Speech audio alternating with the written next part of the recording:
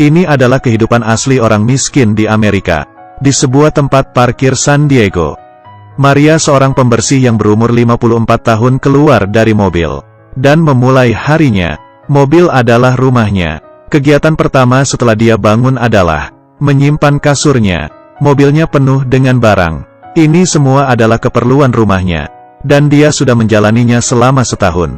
Di parkiran ini, orang yang sama sepertinya ada 30-an orang. Orang-orang ini rata-rata adalah supir, sekretaris, dan juga ada teknisi komputer. Agar orang ini hidupnya sedikit lebih baik, ada organisasi yang memberikan mereka air, lalu membuatkan toilet dan dapur kecil.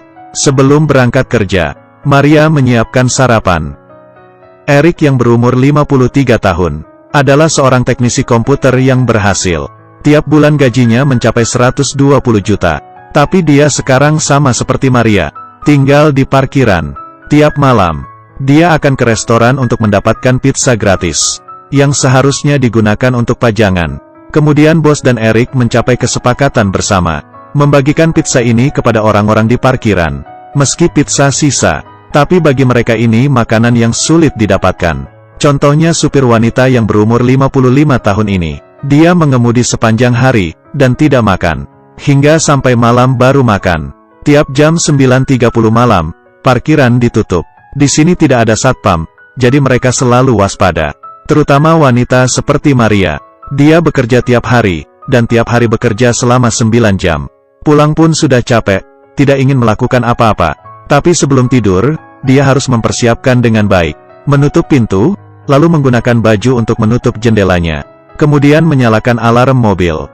Dengan begini bila ada yang jalan mendekat dia akan tahu, lalu akan langsung menyemprotnya dengan ramuan cabai.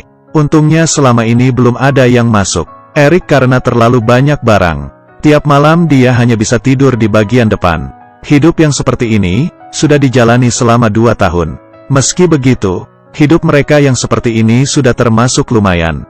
Di Los Angeles di mana ada orang kaya, lebih banyak tunawisma berkumpul. Mereka menetap di tiap sudut kota.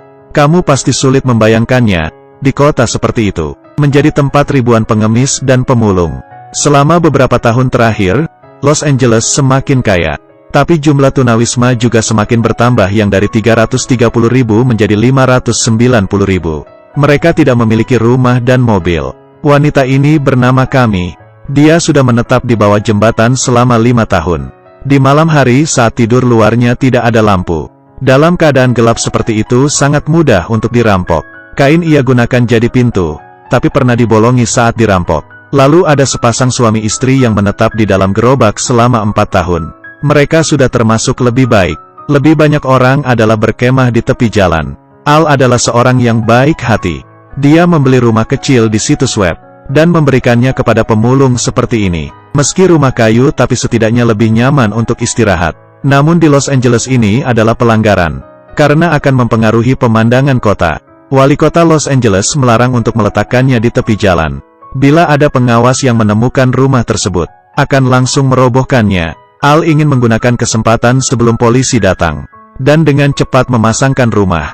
Tapi tak disangka, tetangga di sebelah melaporkannya ke polisi. Sangat jelas tetangga ini tidak menginginkan orang-orang ini tinggal di sebelahnya. Banyak orang kaya di Amerika melihat mereka seperti serangga masyarakat, tidak berhak untuk diberikan rasa simpati. Mungkin juga ada orang yang mengira Amerika begitu berkembang. Orang-orang tunawisma, kalau bukan karena malas atau cacat baru seperti ini kan? Kenyataannya tidak seperti itu. Rata-rata orang yang tidak memiliki rumah semuanya memiliki pekerjaan. Jadi bukannya karena malas atau keterbelakangan, tapi beberapa sistem sosial yang tidak masuk akal. Pertama-tama, harus menyebutkan fasilitas medis di Amerika. Bagi Eric, yang bekerja sebagai teknisi komputer, dia sebelumnya tiap minggu harus bekerja selama 50 jam. Mendapatkan gaji 120 juta per bulan. Tidak bisa dibilang malas, ini sudah termasuk kelas menengah ke atas. Namun, kehidupannya runtuh dalam sekejap 4 tahun yang lalu. Tahun itu dia terluka bakar. Semua tabungannya habis di biaya pengobatan. Kemudian jantungnya juga bermasalah, tidak bisa bekerja lagi. Berjalan 6 bulan dengan mengandalkan subsidi pengangguran. Kemudian semuanya sudah tidak ada. Pengobatan luka terbakar bisa menghabiskan tabungan seseorang yang gajinya sebanyak itu menjadi bangkrut. Jadi bisa dikatakan biaya pengobatan di Amerika sangatlah mahal. Berdasarkan pendataan, biaya yang dikeluarkan rata-rata oleh orang Amerika adalah peringkat 1 paling mahal di dunia. Setelah Obama menjadi presiden, ia mengganti peraturan tersebut. Tapi setelah Trump yang menjadi presiden, semuanya kembali seperti semula. Sekarang ini di Amerika ada 20 juta orang yang tidak memiliki asuransi kesehatan. Karena tidak bisa melihat dokter, seperempat orang Amerika memilih untuk tidak berobat. Kira-kira tiap tahun ada 600.000 1 juta orang yang langsung bangkrut karena membayar biaya pengobatan.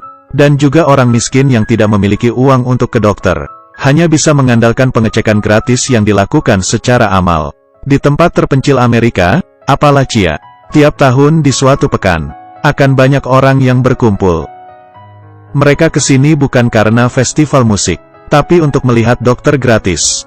Bagi mereka, tiap tahun hanyalah ada satu kesempatan. Celine yang berumur 58 tahun membawa satu keluarganya, dan mulai mengantri dari malam. Kali ini dia datang untuk melihat dokter gigi. Giginya yang sakit berkepanjangan membuatnya susah tidur. Sangat sulit untuk seperti dia yang bisa menahan selama itu.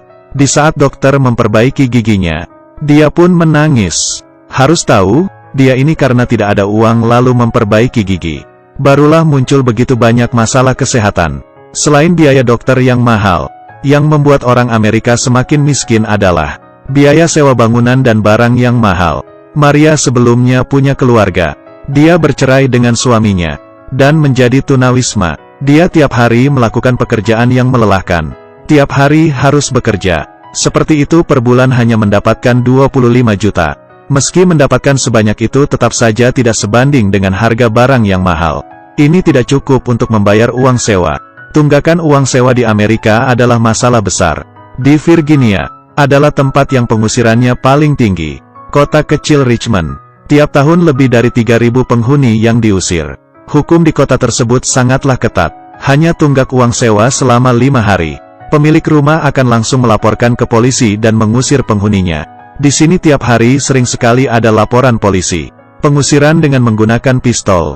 Polisi ini sedang menjalankan tugasnya untuk mengusir penghuni rumah. Dia seperti akan menangkap penjahat, membawa pistol dan masuk ke dalam rumah. Tapi penghuni tidak ada di rumah. Barang di rumah juga tidak ada dipindahkan. Tidak lama kemudian penghuni pulang ke rumah. Dia adalah seorang janda, dan sangat kaget saat melihat polisi. Karena ini tandanya dia harus pindah dalam 2 hari. Kalau tidak pemilik rumah akan menelepon kantor angkut. Dan biaya pindahan juga harus dia yang menanggungnya.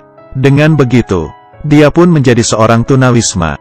Dan lebih parahnya, orang yang diusir sepertinya, selanjutnya bila ingin menyewa rumah akan sulit. Karena sudah dimasukkan ke dalam data. Di dalamnya sudah tercatat segala pelanggaran.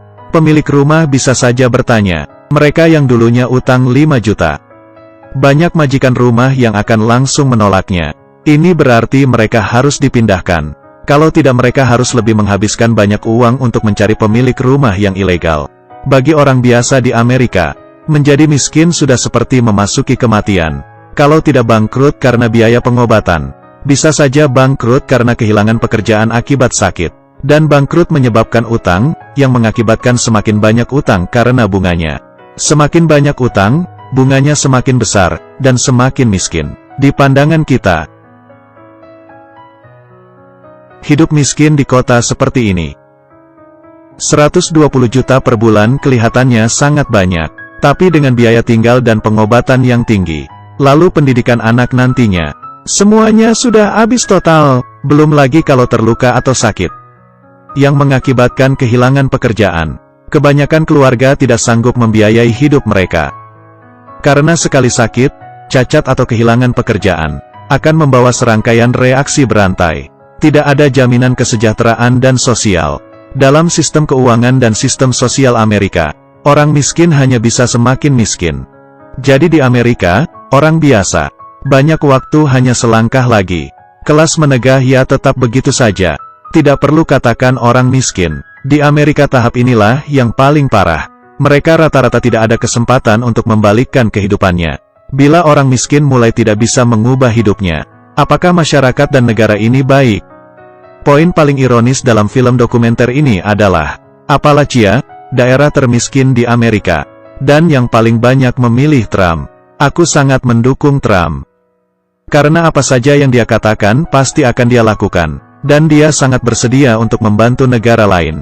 Banyak orang miskin sehari hanya bisa makan sekali. Tapi mereka sangat percaya, Trump akan mengabulkan impian Amerika. Dan sampai sekarang impian Amerika masih belum ada kemajuan. Yang lebih menyedihkan adalah, memberikan semua harapan kepada pemerintah. Pemerintah sama sekali tidak memedulikan hidup